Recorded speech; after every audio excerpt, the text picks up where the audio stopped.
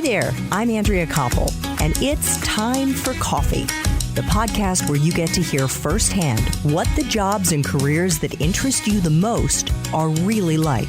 Hey there, Java junkies. Welcome back to another episode of T4C.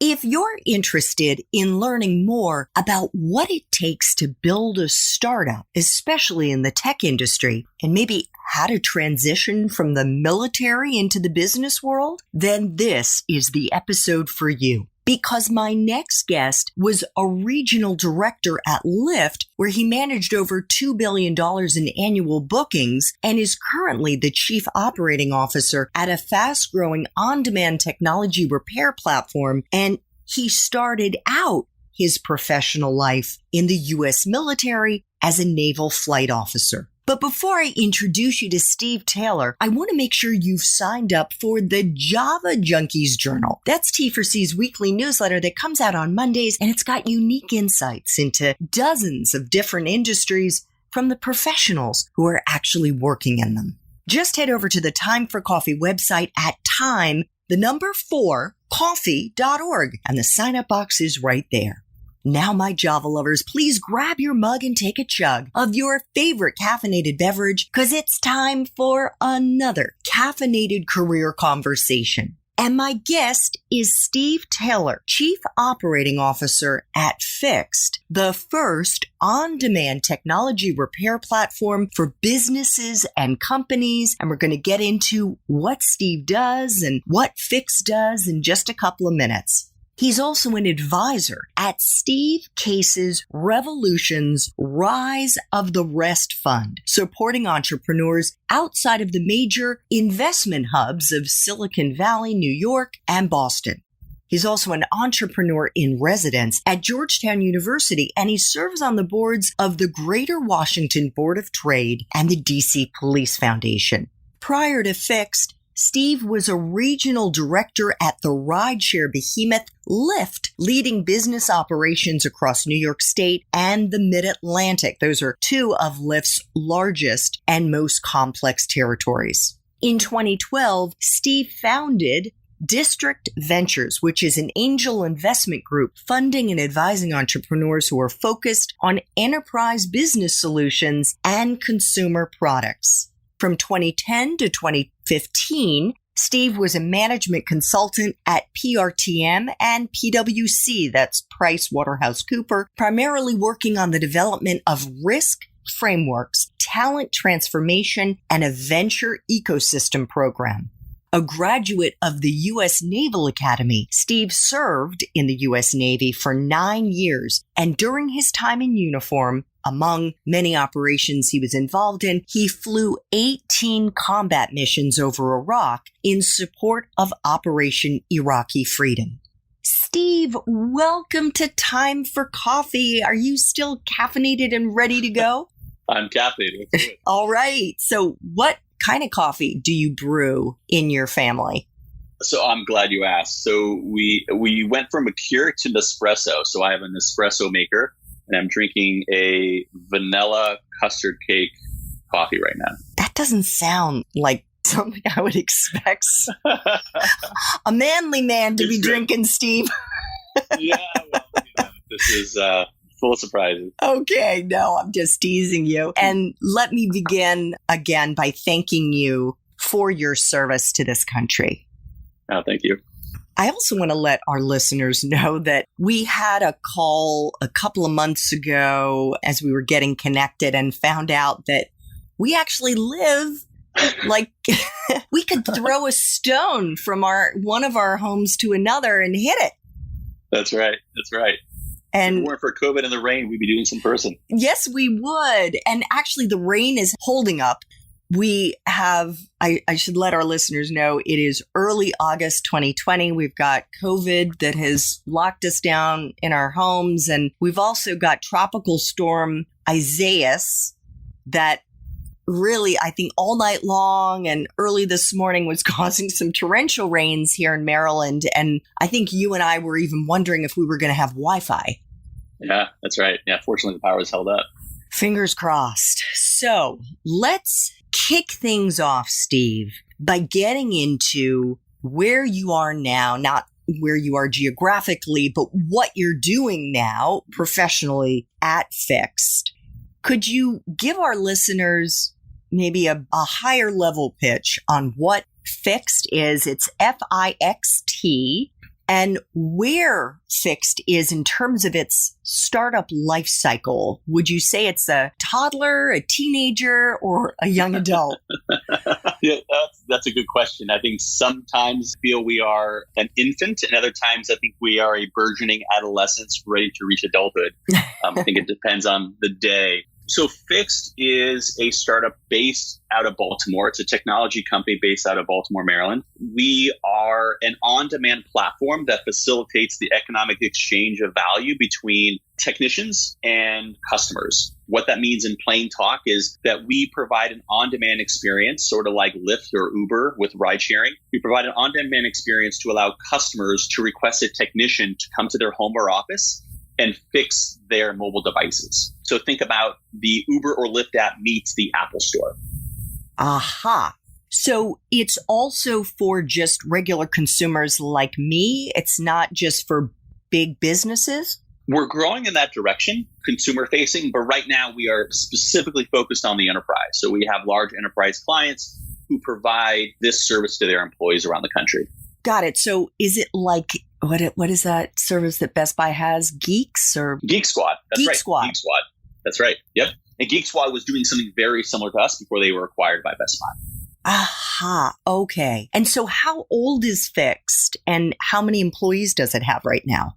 So Fixt is about 6 years old. It was started by Luke Cooper in Baltimore, and we currently have about 22 people on the team. And that their responsibilities range from technical side, product and engineering, to sales, marketing, customer success, and operations. Nice, nice. And how has the coronavirus impacted Fixt?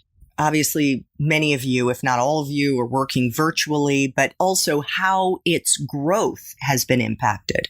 Yeah, I think the coronavirus and employees being quarantined and working from home, I think it's highlighted the need for on-site, on-demand technology repair, right? So one of the services we provide, as I mentioned, is repair of mobile devices, and that's tablets, that's smartphones. But we also do IT setup. So whether it's a construction site or it's somebody's home office, or it's, a rental property and setting up Wi-Fi, setting up smart locks and making sure those are set up properly and they're maintained. Those are services that we provide. And oftentimes, right now with offices being shut, you don't have an IT department to go to. In many cities, you don't even have an Apple store to go to. So if you have an issue with your iPhone, you drop it on the floor, you have to send it in, you have to mail it in. And that isn't always a convenient experience, especially when your employer is expecting you to be online. You have to be connected, you have to be productive. And you can't do that if your smartphone or your laptop drops. So the idea of providing an on-site and on-demand technician that will come to your home or office, I think is more important than ever. Your title is Chief Operating Officer. Mm-hmm. What does that cover? Because we know, and in fact, we just finished doing our Espresso Shots interview. Check out show notes to see if that episode has already dropped. And in it, we were talking about what the atmosphere and the work life looks like inside a startup, especially a tech startup. And so I'm guessing, Steve, that you've got a whole lot more responsibilities in a startup like Fixt than you would if you worked for, a more traditional, more well-established business. Mm-hmm. Yeah, I wear a lot of hats. I think first and foremost, my job, and this wasn't in the job description when I applied for the job, but my primary role at the company has been helping bring the founder's vision to life. So the founder has a vision. They have an idea that they want to create. And I view my specific role is to take Luke's vision for the company and bring it to life. And I do that by managing the daily operations of the business. And that includes the operations team, the client support, sales, marketing, finance, accounting, HR. I do all of that. I am the head of HR, the head of finance, the head of operations, and I have a team underneath me that supports that and runs the day-to-day business. And my job is to make sure that the trains all run on time. And I look at it two ways. One, I manage my team of folks to make sure that they have the resources that I'm removing roadblocks from them and I'm providing them a clear vision. And then with my CEO, I am there to free him up from the burden of running a company. So he's able to focus on what I view are his unique abilities, which are sales and fundraising. Got it. How do you think your role as COO of Fixt is different than it would be if you were at a bigger, more established company? Yeah, I would probably have an HR department, a built HR department. I would probably have a predecessor. There probably would have been a COO prior to me that provided me with a warm handoff. I didn't have that. I'm not necessarily the first COO at the company, but there wasn't a lot of process built when I started. So I had to build a lot of process that didn't exist. I had to build an employee handbook. I had to figure out what platforms the team needed that didn't currently have access to. At a larger company, oftentimes the job is difficult, but a lot of the foundation of the business has already been built. There's processes, there's expectations, there's an HR department, for instance. That stuff exists, and you lean on managers that maybe been there for quite a while. The most senior person on my team right now has been there for 5 years, second only to the CEO, but everybody else has been there for two or fewer years. So I think that the challenge of working at a startup company is oftentimes there's higher turnover. Oftentimes there are fewer processes in place. Oftentimes there's not an incumbent. There wasn't a predecessor to my role providing me with a handoff. And so you end up wearing a lot of hats that in larger companies, you might have an assigned manager working on something. You have to oversee that, but you're not actually doing the work. And in my role, I have a lot of responsibilities, and oftentimes I have to go a lot deeper and do a lot more of the work than I would in an organization that has the funding and the experience and the personnel to take care of a lot of that for me. And you must enjoy that. I love it.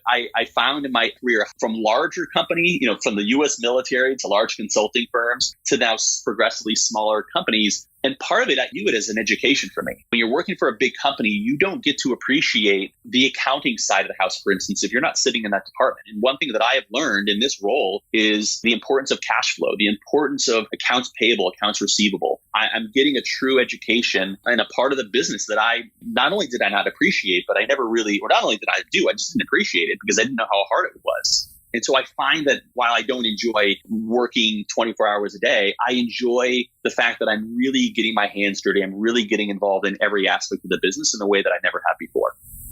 During our Espresso Shots interview, we were talking about sort of the skills that you look for in the young people. Frankly, you said in anyone that you hire, and what a startup environment, especially like in a tech startup, but what that environment is like, and that you need to have a high risk threshold. I'm just flashing back to when I started out in the nonprofit world, and my first job was working for the American Red Cross, which is super big, bureaucratic. The American Red Cross is part of a larger federation of like 180 national societies, very risk averse. And I realized, kind of like Goldilocks and the Three Bears with the bowls of porridge, that bowl was too hot. And then I moved to a smaller, still very large, but more nimble, not part of a federation nonprofit called Mercy Corps. And one of the things that I loved about it is that it wasn't bureaucratic. It was very into innovation and into trying new things and being more risky in the types of programming it does. And I don't mean the risk was at the same level of the risk that you're involved in, but there still was risk in the kinds of ideas that we were going after. And I think that's really fun if you have that kind of personality, right? That's right. Yeah. I mean, I enjoy operating where there are no rules, right? Where you're literally inventing an industry, or you're creating a business and you're responsible for creating structure and building organization. And I think that there's you mentioned the word bureaucracy. It's interesting. I think that there's a healthy tension that exists in a startup when you are enjoying the chaos and comfortable in the uncertainty and the ambiguity, but striving for consistency and discipline. And the opposite end of that is bureaucracy, where there's so much red tape, there's so much process. It takes forever to get things done. People are very risk averse, and everything has to have a very specific ROI with a low chance of failure. And in a startup, you have to weigh that. Capital is not a unlimited resource. You have to understand the ROI of something. You have to take calculated risks. You can't just throw caution into the wind. But oftentimes you're creating something out of nothing. You're building an industry that has never existed before. And you can't live in that world forever. You can't live in a processless world forever. So you strive for consistency. It's sort of like being an athlete. When you're learning to swing a baseball bat, you can't just willy-nilly just figure it out along the way. You have to build a consistent swing, and you have to figure out how to build in as much consistency into your process as possible to increase the likelihood of success every time you step up to the plate. And the same thing is true with a startup. And I think that part of being part of a startup is you have to enjoy the process of figuring out what your process is as a company. And that's what I enjoy most about my role, is working with people who also enjoy that, who enjoy the ambiguity. They're comfortable with making mistakes, but they're striving for more discipline, more process. And by the way, there's also a point where you reach a certain level of process and consistency and predictability where it becomes boring for certain people. And then that's when people leave a company and they go join another startup because they want to build it from scratch. And there are certain people that are very, very comfortable working for companies that are no longer startups, but are graduating towards that more mature model. And that's when you see an interesting turnover, right? You see layering of individuals, and people who are more comfortable in the ambiguity of startup leave, and more senior people come in that are more comfortable with process. But I think understanding where you are in that life cycle and understanding what personally you feel most comfortable with is really important as you think about your first job out of university or your second job out of university or where you are mid-career. Yeah. It's really important to understand, especially when you are attracted to the startup world. So take us into a typical day. And I'm sure there really isn't, but as typical as it gets for you in your COO role. So every day begins around 5:30 or 6. And I think this is probably a holdover from my military time. Every morning I wake up, I try to jump out of bed, and now I'm in quarantine, I head downstairs and I jump on the Peloton. I need to start my mornings with a workout. And that provides me sort of with the mental clarity that I need to get what I need done. To see the field in front of me, I need clarity in the morning. And that's best achieved through a workout. So I work out for 30, 45 minutes. I come upstairs. I have coffee with my wife, get my kids up. I have a 3-year-old and a 2-year-old. And 2 dogs. We have a 5-year-old cockapoo and a COVID puppy, a 4-month-old. So my mornings are spent, house training the puppies, feeding the kids, spending time with my wife after my workout. And then about 8:30 is when my day begins. And I'm online, I'm meeting with clients, I'm meeting with folks on the team. But the way that I view my week is I kind of bucket into 2 different categories. The first is working in the business. And the second is working on the business. And what I mean by that is in the business is really about getting into the business details, understanding the finance, understanding where we are, where our sales pipeline is, any issues with our clients. It's also really important when you're working in the business to be in a technology company, to be where the technology meets the customer. Where's the place that the economic value is created? Let's say you're in retail. The economic value is created in the retail store. It's with your frontline associates working with customers. In our case, it's where the technician is meeting the end user and fixing their device. So spending as much time as I can at that location. So going to a job site, watching a technician work with a client, watching that interaction, and then circling back and working with the product team or the engineering team on how to improve that customer experience. So that's sort of how I think about working in the business. And then when I think about working on the business, I think about in my current role as COO, again, I mentioned bringing process and discipline. And that's really about understanding, what's our communications structure? How am I communicating to the team? How am I holding the team accountable? What's the quarterly cadence? How do we kick off a quarter? How do we do a mid-quarter check-in? What do my weekly check-ins look like with my team? How do I assess the business health of my team from a performance perspective? How do I close out a quarter? How do I put closure on one quarter, celebrate that quarter, reflect on where we missed the mark, celebrate our wins, and then carve a path towards the following quarter? That's really working on the business. It's really more focused on the process. And then I think finally, I've worked really hard, and I've had some amazing mentors along the way teach me that a busy calendar doesn't mean that you're actually being productive. And so I've worked really hard to free my schedule to make sure that I'm not busy.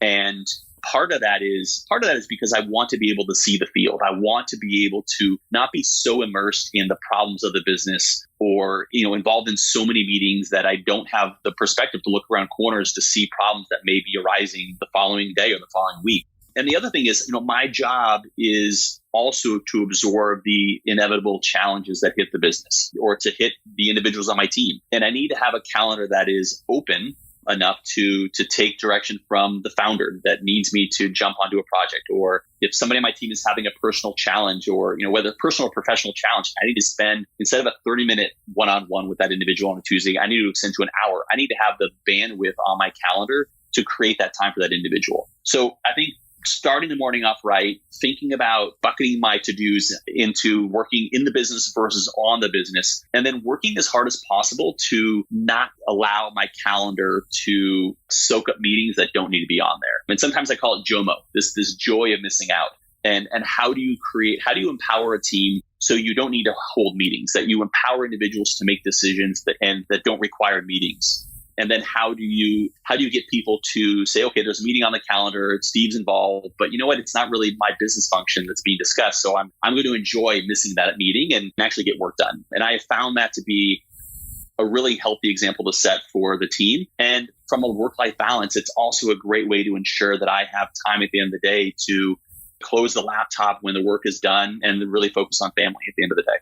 Fantastic. So I'm kind of curious because I think that one of the challenges, especially that young people face as they try to find that first job, is that they're reading job descriptions and there are all these functions in the job description that they may not understand. They may not know how to do. And I hear over and over from T4C fans and other young people that I talk to that, well, because I didn't know how to do that, I didn't apply for the job. And I'm just curious, in your COO role, have there been any functions that you didn't know how to do and you've had to kind of hack your way to figure it out? Yeah, 100%. I've never had a finance position, and finance and accounting has never been something that I've been responsible for. And sure, I've managed a P&L before, but I have an outsourced accounting firm that helps with our accounting, our books. But I'm now responsible for cash flow. I'm responsible for tracking how much cash we have on hand and paying vendors and receiving cash from clients. That's something I never had any experience in. So it was part of the job description. I, admitted to the hiring manager, my boss, that I didn't have that skill, but I was eager to learn. And I got 3 books. I ordered 3 books on Amazon. They're sitting on my nightstand right now. And every single night I'm reading about this part of the business that I don't know a lot about. Now, sure, there's a lot of on-the-job training. There's a lot of exposure. We have a CFO who provides a lot of that oversight, and I've been learning from him. But that's a part of the business that I knew very little about. And I think that's, as you progress through your career, you have to be self-aware to know that you're never going to know everything about business. And even if you know everything, there are parts that you probably don't know as well as you should. So it's not about faking it till you make it. It's about admitting where you're not as strong.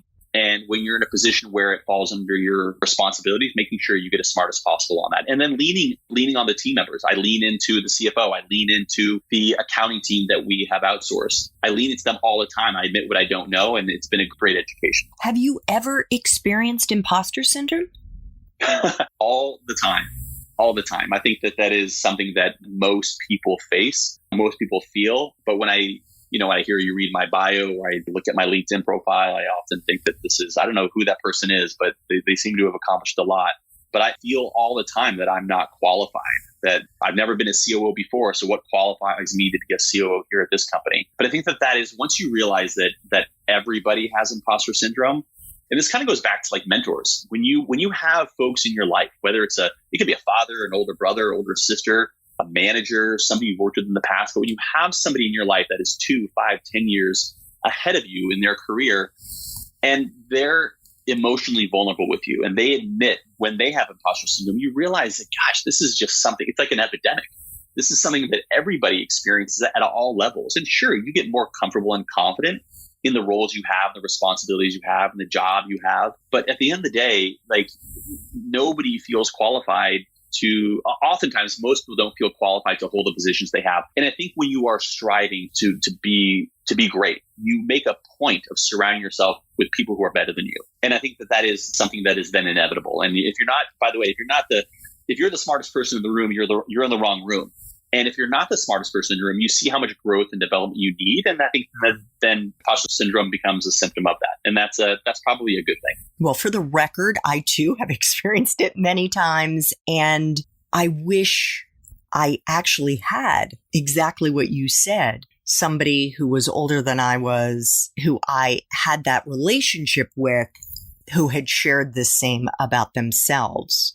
Yeah. Because you do feel alone and you can have a lot of self-doubt. And it's also speaking to the point that you've made now multiple times about being comfortable with risk. And if you want to grow, you need to push yourself out of your comfort zone. And you will be doing things that you maybe don't know how to do or don't even think you will be able to do, but you just have to have a certain belief in yourself. Mm-hmm. That you will learn it. And exactly as Steve said, you're going to buy books, you're going to read the books, you're going to talk to people, you're going to lean on other colleagues, whether in your company or outside, and you're going to figure it out. Steve, let's flash back to when you were in college. You attended the U.S. Naval Academy in Annapolis, not far from where we are now, and you got your Bachelor of Science. And I thought that was really interesting that it was a BS in political science, because I always thought poli-sci was a Bachelor of Arts. But did you know what you were going to do with that degree when you graduated?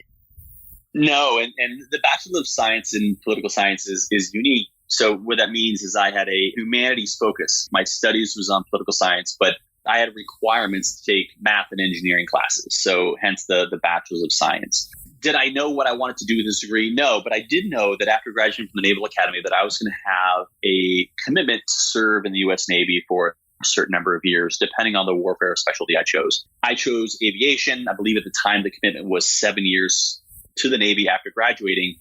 And I knew that political science with a Bachelor's of Science, sort of with the well-rounded education in engineering and mathematics, would provide me like the skills I needed to be successful as an aviator. But more importantly, I thought that it was going to set me up for success after my military career. I grew up in a family with a grandfather who served in World War II, a father who was in Vietnam, and around the dinner table around the holidays, I heard stories of my grandfather storming the beaches of Normandy and my dad's experience in Vietnam. But more importantly than that, they did their service of 2, 3, 5, 10 years, and then they got out. My grandfather became a banker, and my dad, he moved to LA and got into advertising sales.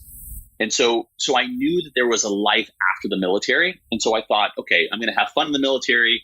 I'm going to serve my country. I'm going to do something that I enjoy. I'm going to work with great people. I'm going to do a challenging job. But what am I going to do afterwards? And I wanted to make sure whatever education and certification I got at the Naval Academy was going to also set me up for success after my military career. And so, at 17, 18, 19 years old, I had no idea what I wanted to do post-military, but I thought that, I really enjoy political science. I enjoy political philosophy. I enjoy understanding different people's perspectives. And as I think back, I think one of the things that I enjoy most about my degree is that it exposed me to a lot of literature and political paradigms that I think allows me to view the world and solve business problems in ways that are unique. And I think that, oftentimes in tech operates in big numbers. It talks about growth and about scale. And oftentimes it's easy to forget the people. It's easy to forget the individuals that you're serving. And I think that with the humanities degree, and maybe this is a little bit of a stretch, but it makes sense to me as I think about it. When you're reading different philosophers and understanding different economic systems and political systems, you realize that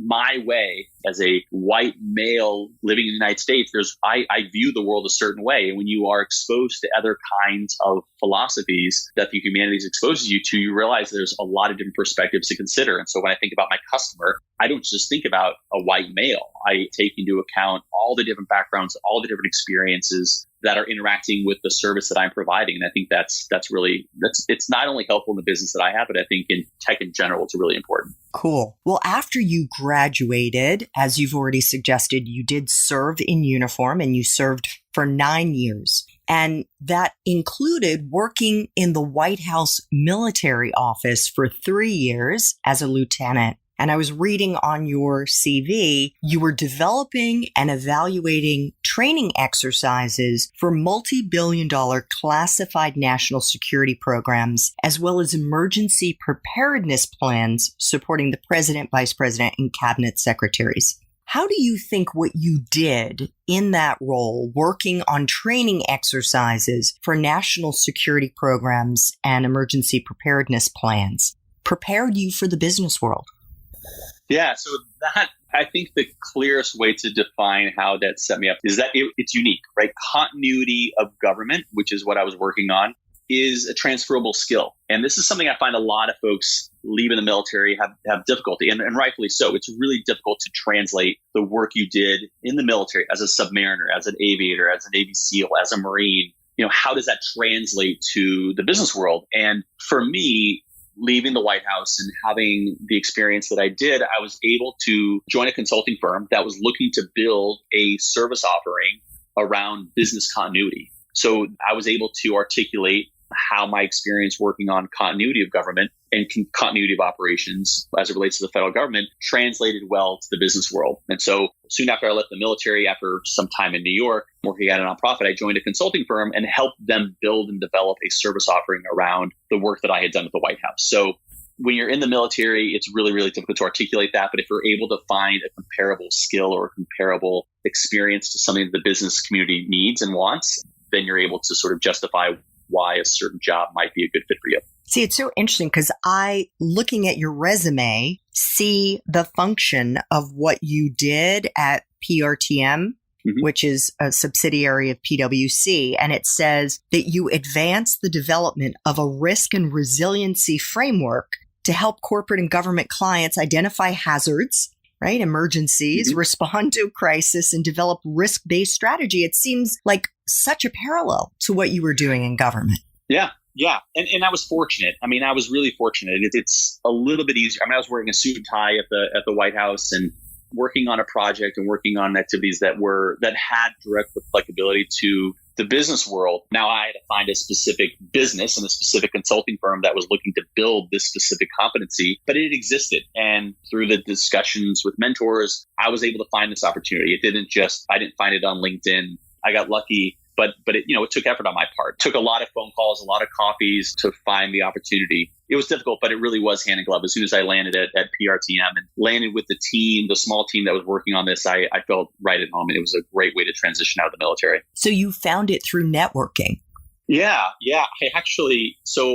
After leaving the military, I moved to New York City and worked at a nonprofit, and that job didn't last very long.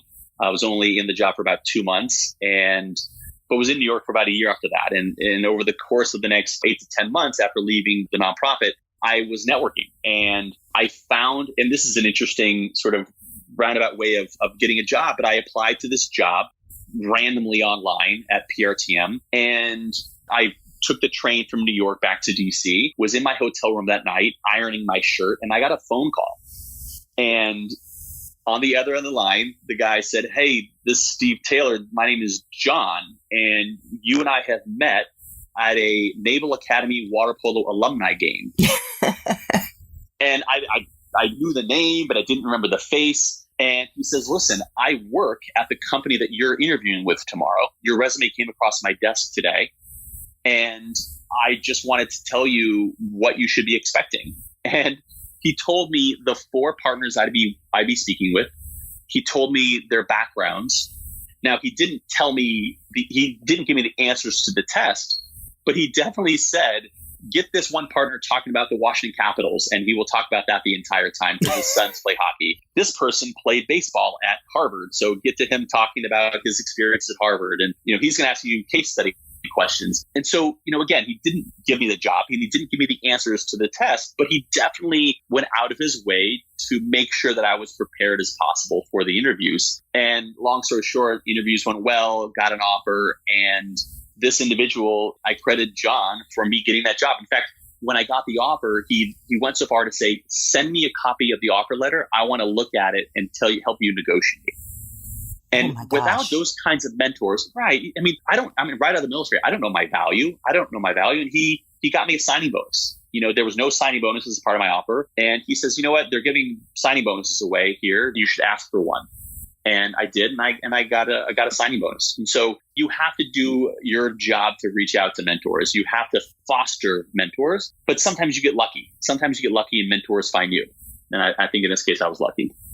Steve, what advice do you have for the men and women in uniform right now about how to think about the skills they're acquiring on the job, the skills they're honing on the job, and how that translates into the private sector once they're out of uniform? Yeah. This is one of the hardest things. And there are companies that are set up, there are consulting companies that are set up to help transitioning military members find their voice and create resumes that are relatable to the outside world, to the business world. I always tell folks in the military who are about to make that transition or making that transition, there's two things you can leverage. One, your experience managing people. And it's not just about leadership. It's about you don't just have the soft skills leaving the military. You have oftentimes the hard skills of people management. And what I mean by that is it's not just about being friendly, or it's not about being just a good listener or being empathetic. Like, those are really great soft skills as it relates to being an effective manager of people, but understanding how to structure your time to make sure you're supporting your team. Right? Like the paradigms and the hard skills of understanding what it means to really intimately understand your people, what they need, and how to provide them the resources they need to get their jobs done. I didn't just learn about leadership. I learned about empowerment, how to empower people. And I was fortunate to have an amazing collection of leaders in my aviation experience that taught me how to get the best out of teams, the best out of individuals. And I think your ability as a military member to articulate that experience is really helpful. But that's not enough. You really have to explain your framework. How have you in the military, how have you structured your work? And what kind of structured discipline process can you bring to an organization? That's also really important. And I think the third thing is you really have to be able to express that you're a learner, that you're coachable, that you have held many different positions. For instance, if I was an aviator, but I was in flight school and I learned to fly 3 different kinds of aircraft. I was living in Japan for 3 years and I had 5 different collateral duties. When I wasn't flying, I had a full-time job running the admin department or running the safety department. So I had many skills that I had to learn. Every 9 to 12 months, I had a new job that wasn't just flying. And then at the White House, I had to learn a whole different skill set. And so I think that if you're able to articulate the fact that you are not just capable and qualified to do the job, but you can manage people very well, you understand systems and frameworks, and you're able to bring discipline and process to an organization, and that you're also you're adaptable and you have the ability to learn quickly. I think those are the characteristics that I try to tell every military member that's trying to make a successful transition from the military to the business world. Fantastic. Thank you so much. So I just have 2 final questions for you. And I try to ask all Time for Coffee guests these questions. In particular, if you could share a time in your professional life, Steve, when you struggled, maybe you failed, as so many of us have, but most importantly, how you picked yourself up and the lesson that you may have learned in the process. So I think one of the biggest failures that I experienced was leaving the military. I was 31 years old. And most of my peers had left college and they entered the workforce at 21, 22. And I was 31, 32 entering the workforce for the first time. And I moved from Washington, D.C., where I was at the White House and finished grad school, moved to New York City to work at a nonprofit. And the nonprofit was focused on helping military veterans transition from military life to civilian life and working on public policy issues specific to mental health and education. And at the end of the day, it wasn't a good fit for me, and I wasn't a good fit for them. And there's lots of reasons for that. I probably went towards something I thought I wanted to do, but it wasn't a good fit. I also was working on my grad school thesis at the time. So every day I went to the office, learned a new job, worked an 8-9 hour day, went home and went across the street to the Starbucks on the Upper East Side and worked on my graduate school thesis. At the same time, my dad had a minor stroke. He lives in California, and my girlfriend at the time was living in Europe. And so I was stretched way too thin. I had way too much on my plate. Mentally, when I was at work, I really wasn't mentally there. And within 2 months, my boss fired me. And I say fire, I wasn't let go. It wasn't downsized. I was fired for not performing. And it was probably one of the most difficult experiences I've ever had. I mean, here I am. I had a successful college experience. I was in the military. I worked at the White House. I had a graduate degree. I had all the tools in the toolkit that you would think one would need: a loving, supporting family, great friends. But I was struggling, and I was struggling mentally with my transition out of the military. I was going to counseling at the time to help with the transition. I was suffering depression, had anxiety. But getting fired was, while a very difficult experience, was probably one of the most formative experiences of my life. And because of the way I was fired, the executive director of the nonprofit called me into his office and said, "We're letting you go. You didn't meet the expectations." And then he sat down with me for another 35 to 45 minutes and talked me through his transition from the military and how hard it was, and that he empathized with what I was going through. He also recommended two things. He says, every time I'm in a difficult time, I always pick up the book, The Alchemist. Oh my gosh, I'm rereading it right now. Are you? Yeah, I've read it. I've read it several times since this conversation. And he says, every time I'm having a struggle, I reread that book, and the lessons from that book help me get through whatever I'm going through. And then the second thing you said is find mentors. Find mentors to help you. You can't be successful. You can't be successful, let alone survive, without people helping you along the way. And oftentimes I've been guilty of this myself. You have to hold people accountable. And when you let people slide and you don't hold people accountable, you don't do them, you do them a disservice. You're not doing them any favors. And so when I got fired, while as difficult as it was, he handled it professionally. He was kind, and he left me with several lessons, which I still carry forward on this day. And what I learned from that experience was that while I had been successful professionally and personally in my life up to that point, that I had limits. And I'm moving to a city, I'm changing jobs, my girlfriend's in Europe, my dad in California has a medical condition, I'm working on a graduate school thesis. I was at my limits, and I was doing my best to sort of bring things under control. And there was too much on my plate, and I cracked. And so that was the lesson I took from that experience. I also was at Lyft for 4.5 years, and I left in December of this past year, and I took 4 months off. I deliberately didn't want to work for 4 months, and I found the current job I'm in with Luke, working at Fixt, through an introduction through the founder of Lyft, John Zimmer. John Zimmer put us in touch 2 years ago. Luke and I had kept in touch, and after leaving Lyft in December, Luke and I reconnected right before COVID hit. And I interviewed with Luke, got the job as COO at Fixt. And leaving Lyft, a company that I had helped build the business in the Mid-Atlantic. And when I left, I had 200 people that I was looking after, and I had built amazing relationships. And I had, in a lot of ways, put my fingerprints over, on the business here on the East Coast in a meaningful way. And so much a part of my identity was tied to the experience that I had at Lyft. And leaving it's like a divorce. It's like a breakup. It's really, really difficult. Your identity is caught into that experience. And fortunately, I had developed a network similar to the way I did when I left IAVA, or I had left the nonprofit in New York. It was after leaving New York, I found John Jensen. I found the guy John who helped me get the job at PRTM. Similarly, after I had left Lyft, I reconnected with Luke. And I think this goes back to, you have to build a network. This goes back to the conversation I had with the executive director of reading The Alchemist, finding mentors, leveraging mentors, building relationships, because you never know when you're going to need them. And it's been in the darkest times of my professional and personal life that I have needed people the most. And oftentimes, as luck would have it, that's when people come out. They come out of the woodwork when you need help. And, I've just been really fortunate in my career to have friends and mentors that help me along the way. Oh, thank you so much for sharing that. And the other thing that I take out of The Alchemist, in addition to the mentors, is finding your true north and taking risks, being comfortable with uncertainty and following your interests. That's the following your true north. That's right. We agree. Yeah. Final question. If you could go back to college, Steve, back to the Naval Academy and do it all over again, but based on the wisdom you have now, what advice would you give yourself? I think the first is develop mentors early. That's the first one. And, I think I have missed so many opportunities to identify a mentor. And mentor is such an overused term sometimes, but it's, somebody who's a little bit older, somebody who's a few steps ahead of you, in life and nurture those relationships. There are incredible military officers, professors, friends that I wish I would have just kept in touch with.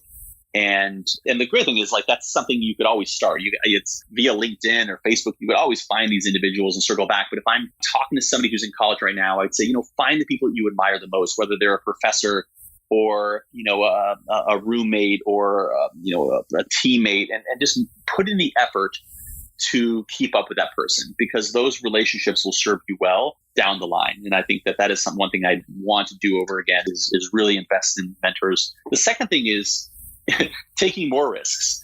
I feel that the older I get, and this is counterintuitive, the older I get, the more comfortable I get with risk. And I think that's because I'm more confident in who I am. I'm more comfortable in my own skin. I have built-in financial safety nets where I can take risks that I maybe wasn't comfortable in taking in my earlier days. But at the end of the day, like, if you're surrounding yourself with, if you're fortunate to have a supporting family and friends, you're not going to fail. You have to sometimes think about what's the worst possible outcome that could happen, and then think that through. And I think when you do that, you often realize that the worst case scenario is never really that bad. And so freeing myself early on to make mistakes and take risks, I wish I would have done that. I wish I wouldn't have played things so safe. There's a time and a place to take precaution and err on the side of safety. But when you're young, maybe I should discern risk from safety. You always want to be safe, but take risks. And if you have a passion, if you have an interest in something, pursue it. And if it's the wrong path, there's always time when you're young to go back and do a redo. And you will take with you the experience of having made the wrong turn, but you'll never regret having made a decision once you choose it. So that's what I would say. I would say develop mentors and take more risks. Love it. I have come to the point now that I look at my failures, which at the time I was ashamed of, losing jobs and other things in that would fall into that category. Instead of looking at it as a scarlet letter, something to be ashamed of, I see them as badges of honor. Yeah, that's right. That's right. Is if you see, and I tell my employees all the time, don't be concerned with promotion. Be concerned with growth and development. And when you focus on your growth and development, that's like, you're going to look back and be really, really proud of what you've done, what you've accomplished, the challenges you've taken on. When you're focused only on promotion, you take the predictable route. You take the route that is not necessarily going to grow and develop you the most, but the route that's going to get you the promotion, which isn't always in the long term the most beneficial thing for you. Yeah, not necessarily the big win. Yeah, exactly. Steve, I want to thank you so much for making time for Nespresso with me today and the Time for Coffee community. For our young listeners, if you want to learn how to break into the tech field, the tech startup world, check out show notes for this episode to see if Steve's Espresso Shots episode has already dropped.